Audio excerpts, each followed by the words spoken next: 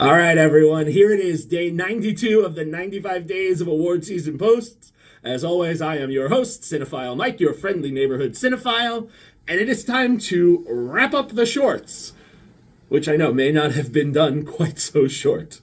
But here we have the 5 animated shorts vying for that Oscar this coming Sunday night. And as I did with the documentaries and the live actions, I will be reviewing each one in alphabetical order and providing my insight on which one I think should be the winner. So, first up, Peter Baynton and Charlie Mackessy's The Boy, the Mole, the Fox, and the Horse. Not the Hound. Fox and the Hound is Disney. Now, this is the story of a little boy who, lost in the woods, befriends a mole, a horse, and while not the fox at first, that fox does become a friend after this little boy helps save his life. Now, trying to get home, this odd group of 4 will follow the river along the snowy banks to find home. And multiple cliches in rather laughable writing and abounding, we will go through this slightly over-bloated and long 30-minute flick. I did want to enjoy this one, and while the animation is very beautiful, the film is a little repetitive and a little trying. While not a bad film, for me, this is not only the weakest of the 5 animated shorts, but I think it's also the weakest of the 15 shorts all in all. The short aria that I talked about yesterday with Tell It Like a Woman, I almost wish this one had been released to replace this one. But again, I will let everyone make their own decisions. For me, The Boy, the Mole, the Fox, and the Horse is only a 2 out of 5 stars. Now, if you would like to watch this one, you can catch this streaming on Apple TV+. All right. Next, we have Amanda Forbis and Wendy Tilby's The Flying Sailor. Based on a recollection of Charlie Mayers, who, a sailor in 1917, actually survived the Halifax explosion. At that time, the Halifax exploded, this sailor was thrown over a mile into the sky and miraculously lived to tell the tale. Now, The Flying Soldier is a dialogue-free fantasia of Charlie kind of seeing, or what we assume would be his life, flashing before his eyes. Very simple animation that incorporated mixed media and video tells this story and gives us a very reflective piece that is, given the circumstances, very beautiful. And the thing with dialogue-free films, the score is critical. If the score doesn't work, the film doesn't work, but the score here provides just the right undertone to tell this story. The Flying Sailor gets, for me, easily a 4 out of 5.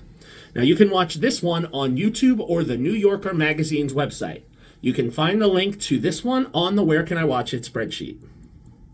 All right, number 3 of 5. We have João Gonzalez's The Ice Merchants. Now, this one, a simply drawn, and again, like The Flying Sailor, dialogue-free tale of a father and a son who make their living by selling ice. Their home is very high and attached to a cliff where they draw water, make ice, and then parachute down into town every day to sell their wares and make a living. However, when an unfortunate twist of fate, that routine gets interrupted, and we're left to believe that things may not go well, but somehow, and I won't say how, could it be the spirit of someone else that's there to protect father and son? I'm not going to share that too much, but I will say there's some very interesting color symbolism in this one. Remember your color wheels. Red and yellow make orange. I'm going to leave it there for this one to be enjoyed. And again, in a dialogue-free piece, the music and the score is so important, and The Ice Merchants does this very well. Again, this one for me is a 4 out of 5 stars, and like The Flying Sailor, you can watch it on YouTube or the New Yorker magazine's website. Again, you can get the direct link on the Where Can I Watch It spreadsheet located at the top of the Cinephile Mike page. All right.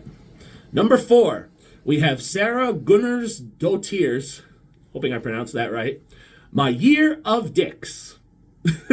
One of the two most comical of this set, this film chronicles writer Pamela Ribon's various attempts to lose her virginity at the age of 15. Now, going through the various gentlemen from the very sweet to the very bizarre in all extremes that I'm not going to spoil on this review. I mean, you have to see some of these characters to believe it. But we see that sometimes you don't need to look further than what's right in front of you. However, a unique tale to tell, and the animation that they use to tell this story is quite engaging to the eyes.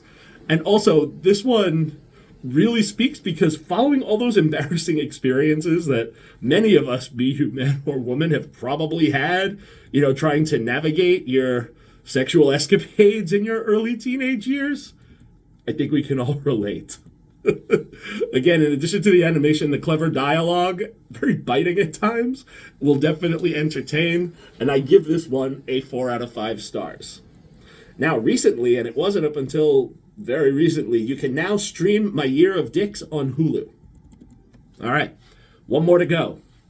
Finally, we have Lachlan Pendragon's, and this is the best title ever, An Ostrich Told Me the World is Fake, and I Think I Believe It. A very clever meta-comedy, this stop-motion animation piece follows the day-to-day life of an ordinary office worker who learns that all is not as it seems after meeting a mysterious, talking ostrich. Now, the animation is very clever because while the film is shown in a box in the middle of the screen, in the background we see time-lapse video of them creating the stop motion as we're watching it. This short film is very self-aware of what's happening, and the dialogue is very clever. The film presents a very fun little twist in the end that will have you laughing out loud. Now, playing like a spiritual sibling to one of my favorite series, The Office, An Ostrich Told Me the World is Fake and I Think I Believe It is my favorite of the 5, and that's the one that I'm really hoping wins the prize on Sunday night. I mean, for its humor, for its message, and its animation style, I don't know if this one will take it. I am hoping it does. Now, if you haven't seen this one, it is streaming on Vimeo. And again, I have provided the link in the Where Can I Watch It spreadsheet located at the top of my page. All right. So there you have it. 22 short films in 4 days. Yes, I am including the 7 from Tell It Like a Woman here. All in all, no excessively bad ones. One weak one. But all in all, a strong set. And I have to say, oftentimes, and there's been jokes in group forums and pages, even my AMC Oscar Best Picture Showcase group, shout out, we've talked sometimes that there are shorts that are just so heavy or depressing, and we're like, why is there always so much, I have to say, while some of the films in these sets were very suspenseful and nail-biting, it was really a very nice setup this year. So I hope everybody enjoyed the shorts and was able to catch them. Most of them you can catch from the comfort of your home. Or you can still go to your local movie theater to check these out. If you look up shortshd.com, you can find the theaters that are screening the short showcases. All right, 3 more days to go. See everyone then as we continue. We're in the home stretch. Until then, this is Cinephile Mike saying, take a break and watch something new.